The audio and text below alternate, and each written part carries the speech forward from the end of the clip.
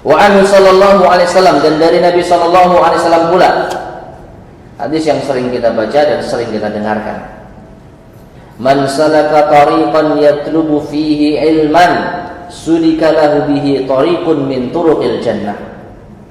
Barang siapa yang menempuh suatu perjalanan untuk menuntut ilmu, dan perhatikan kalau ada istilah di dalam ayat maupun hadis yang menyinggung ilmu, maka tidak bisa kita pahami melainkan yang dimaksud ilmu agama.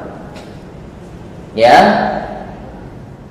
tidak bisa kita pahami melainkan itu adalah ilmu agama, bukan ilmu dunia. Bukan ilmu dunia. Karena apa? Ilmu agama maka pasti mendatangkan manfaat bagi orang yang mempelajarinya. Sedangkan ilmu dunia dilihat apakah ilmu dunia ini bermanfaat atau tidak. Jadi dari nilai ilmunya sendiri belum tentu bermanfaat. Sedangkan ilmu agama pasti manfaat. Kita tidak berbicara niat terlebih dahulu. Kita lihat manfaatnya. Mempelajari salat, manfaat. Mempelajari akhlak, manfaat.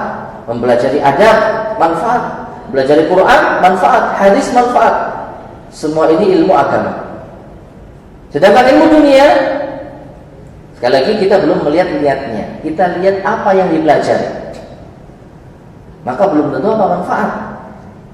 Belum lagi apa? Nanti ketika ia sudah mempelajarinya, ilmu dunia yang sudah dikuasai dimanfaatkan untuk apa? Bisa dimanfaatkan untuk kebaikan, dan inilah yang akan menghantarkan pada pahala. Bermanfaat bagi umat manusia, apalagi bermanfaat bagi kaum muslimin. Di sinilah dapat nilai pahala.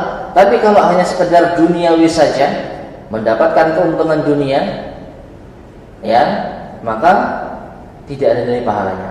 Apalagi kalau ternyata dimanfaatkan untuk keburukan, kejahatan, tentu akan mendapatkan apa? Dosa. Maka perbandingan antara ilmu agama dan ilmu dunia tidak bisa dibandingkan. Sehingga ayat-ayat dan hadis-hadis yang memuji ilmu, maka yang dimaksud adalah ilmu agama. Maka orang yang mempelajari ilmu agama dan menempuh perjalanan untuk menuntutnya, maka ia akan apa? Sulika bihi tariqun min turuqil jannah. Dia akan diberikan jalan. Dia akan dibantu untuk menempuh jalan dari jalan-jalan surga. Wa innal malaikata laqada'u ajnihataha li talibil ilmi li radhiyallahu anhu. Dan sesungguhnya para malaikat, mereka mengepak-ngepakkan sayap-sayapnya untuk penuntut ilmu. Ya, menghormati para penuntut ilmu agar Allah meridhoinya. Wa innal 'alim la yastaghfiru lahu man fis samawati wa man fil ardi hatta al-hitan fi jawfil ma'. Dan sesungguhnya orang yang berilmu sungguh akan dimintakan ampun oleh para penduduk langit dan para penduduk bumi, sampai pun laut atau sampai pun ikan yang ada di kegelapan laut yang dalam. Ya, jadi orang yang berilmu itu akan dimintakan ampun oleh penduduk langit, penduduk bumi, sampai pun ikan yang ada di kegelapan laut yang terdalam. Mereka beristighfar kepada Allah. Ya, meskipun kita tidak mengetahui istighfarnya mereka. Ya Allah, ampunilah seorang alim tersebut. Wa inna fadlal alimi 'alal 'abidi ka fadlil qamari lailatal badri 'ala sa'iril kawakib. Dan sesungguhnya keutamaan orang yang berilmu dibandingkan dengan ahli ibadah. Ingat, ahli ibadah yang apa? Yang tidak berilmu. Ya, ini seperti bulan di malam purnama dibandingkan dengan apa? Dibandingkan dengan seluruh bintang yang ada. Seterang-terangnya bintang, sejelas-jelasnya bintang, kalau dibandingkan dengan bulan purnama nggak ada apa-apanya. Nah, seperti itulah bulan purnama ibarat seorang alim, ya, dan bintang yang ada di sekitarnya ibarat seorang ahli ibadah. ibarat para ahli ibadah. Nah, dari permisalan ini juga bisa kita simpulkan perbandingan antara ulama dengan orang-orang yang bukan ulama ini cukup mencolok. Sebagaimana bintang satu, bulan satu, bintang berapa? Nggak kehitung. Demikian pula lah para ulama. Ya, 1 banding nggak kehitung di antara manusia, di antara orang-orang yang beriman. Ya, jadi jumlah mereka tidak banyak. Dan apa? Ketika ada 1 di antara mereka, maka ini sudah cukup menerangi umat. Sebagaimana bulan purnama 1 sudah cukup untuk menerangi kegelapan malam kita. Sedangkan bintang meskipun banyak jumlahnya, kalau nggak ada bulan purnama tidak akan bisa menerangi malam kita.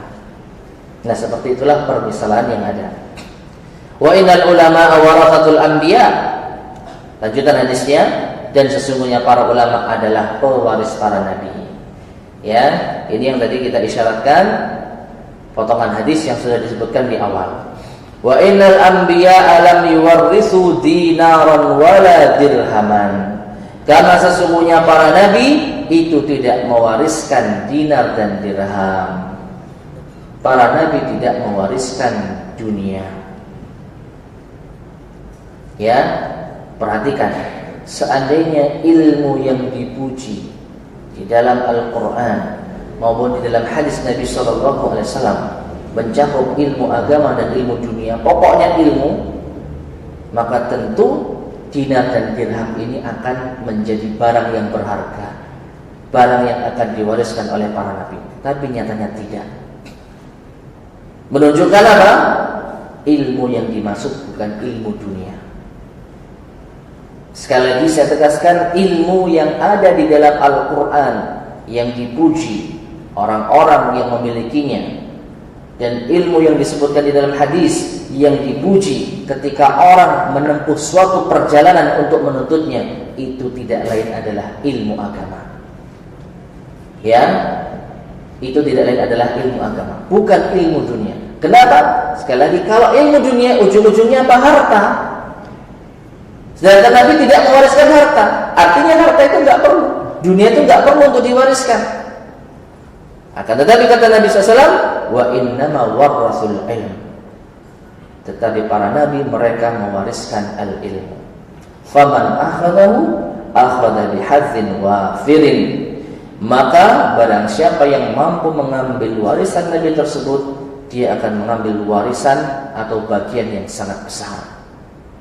Sehingga ma'asyiral muslimin rahimani wa rahimakumullah, sekali lagi hendaknya ayat-ayat dan hadis-hadis yang kita baca ini menjadi motivasi bagi kita untuk semakin giat dalam menuntut ilmu agama.